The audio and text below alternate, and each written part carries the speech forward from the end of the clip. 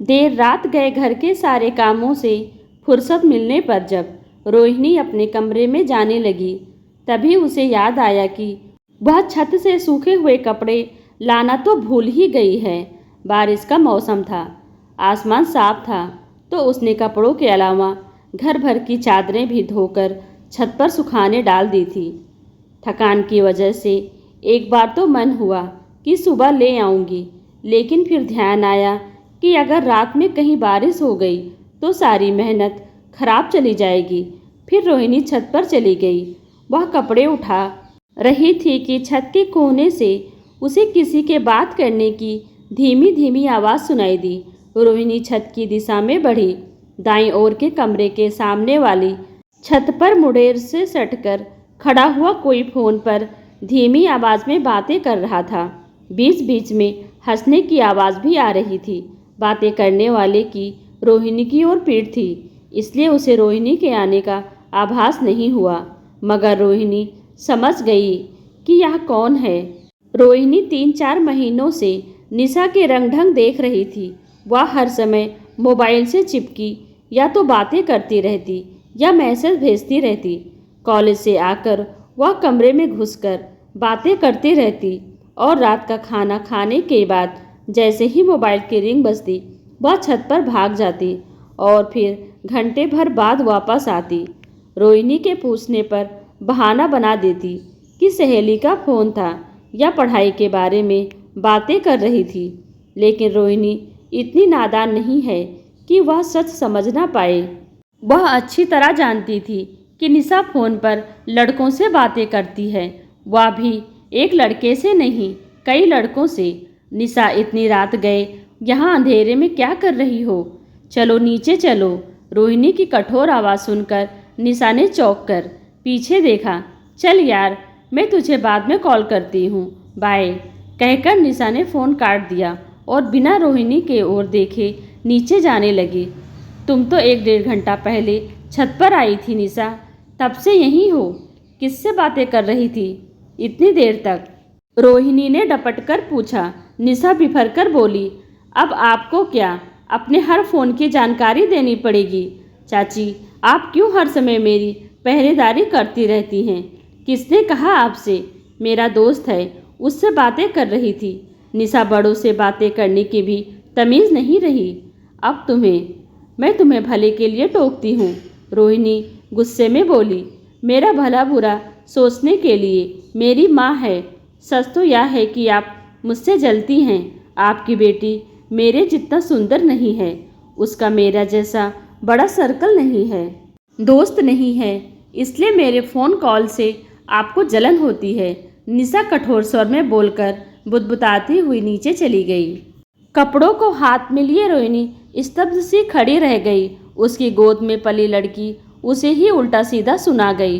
रोहिणी की बेटी ऋचा निशा से कई गुना सुंदर है, लेकिन हर समय सादगी से रहती है और पढ़ाई में लगी रहती है।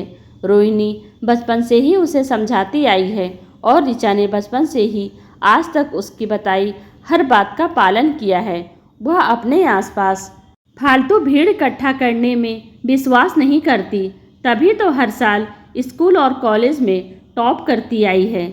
लेकिन निशा संस्कार और गुणों पर ध्यान न देकर हर समय दोस्तों व सहेलियों से घिरे रहना पसंद करती है। तारीफ पाने के लिए लेटेस्ट फैशन के कपड़े, मेकअप, बस यही उसका प्रिय सगल है और इसी में वह अपनी सफलता समझती है। तभी तो ऋचा से 2 साल बड़ी होने के बावजूद भी उसी की क्लास में है। नीचे जाकर रोहिणी ने ऋचा के कमरे में झांक कर देखा। ऋचा पढ़ रही थी, क्योंकि वह पीएससी की तैयारी कर रही थी। रोहिणी ने अंदर जाकर उसके सिर पर प्यार भरा हाथ फेरा और अपने कमरे में आ गई। जिंदगी में हर बात का एक नियत समय होता है। समय निकल जाने के बाद सिवा पछताए के कुछ हासिल नहीं होता, इसलिए जीवन में अपने लक्ष्य और प्राथमिकताएं तय कर लेना और उन्हीं के अनुसार प्रयत्न करना, यही समझाया था रोहिणी ने ऋचा को हमेशा। और उसे खुशी थी कि उसकी बेटी ने जीवन का ध्येय चुनने में समझदारी दिखाई है। पूरी उम्मीद है कि ऋचा अपने लक्ष्य प्राप्ति में अवश्य सफल होगी। अगले दिन ऋचा और निशा के कॉलेज जाने के बाद रोहिणी ने अपनी जिठानी से बोली कि निशा आजकल घंटों फोन पर लगी रहती है, अलग अलग लड़कों से बातें करती है, आप जरा उसे समझाइए। लेकिन बदले में जेठानी का जवाब सुनकर वह अवाक रह गई।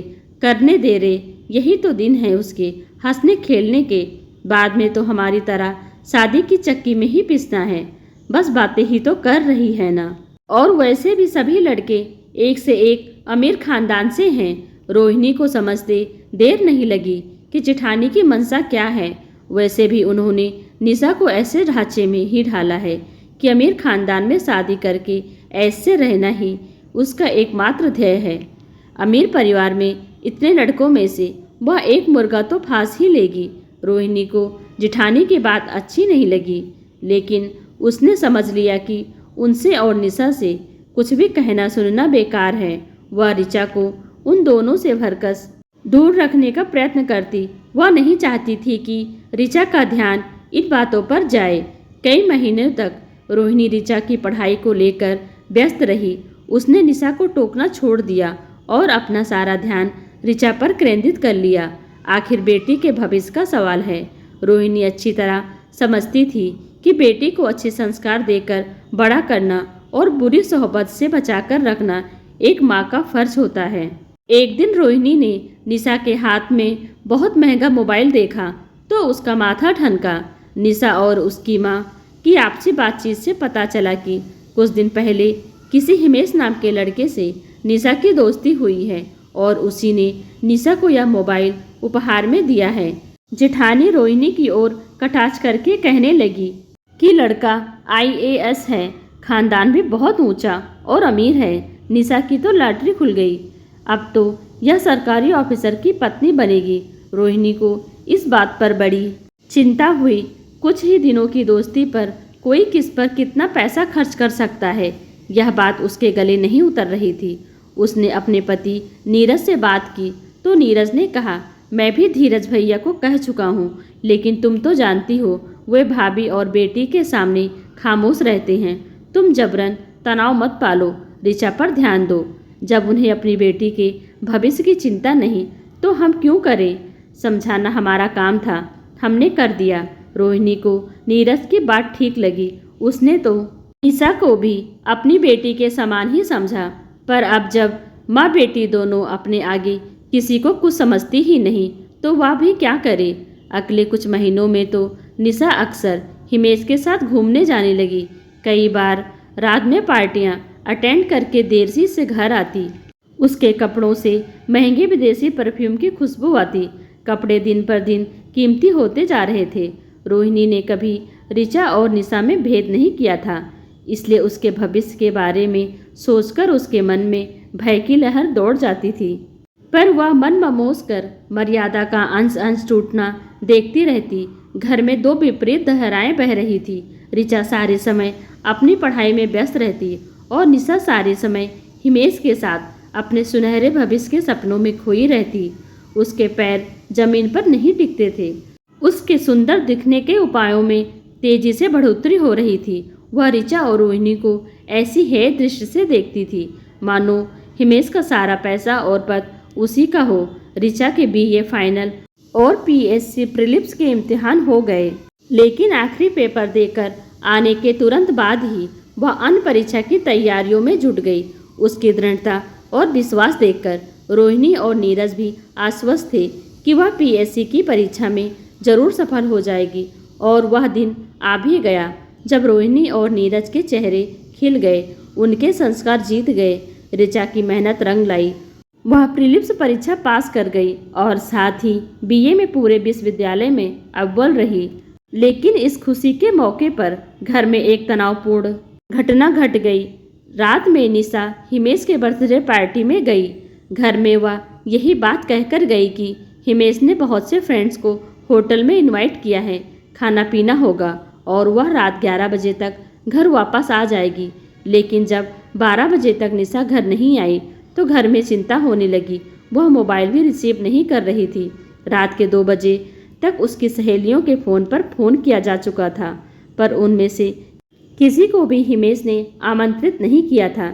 जिस होटल का नाम निशा ने बताया था। नीरज वहां गया तो पता चला कि ऐसी कोई बर्थडे पार्टी वहां थी ही नहीं। गंभीर दुर्घटना की आशंका से सबका दिल धड़कने लगा। रोहिणी जेठानी को तसल्ली दे रही थी, पर उनके चेहरे का रंग उड़ा हुआ था। वे रोहिणी से नजरें नहीं मिला पा रही थी। सुबह 4 बजे जब वो लोग पुलिस में रिपोर्ट करने की सोच रहे थे, तभी एक गाड़ी तेजी से आकर दरवाजे पर रुकी और तेजी से चली गई। कुछ ही पलों बाद निशा अस्त व्यस्त और बुरी हालत में घर आई और फूट फूट कर रोने लगी। उसकी कहानी सुनकर धीरज और उसकी पत्नी के पैरों के नीचे से जमीन खिसक गई। रोहिणी और नीरज अफसोस से भर उठे।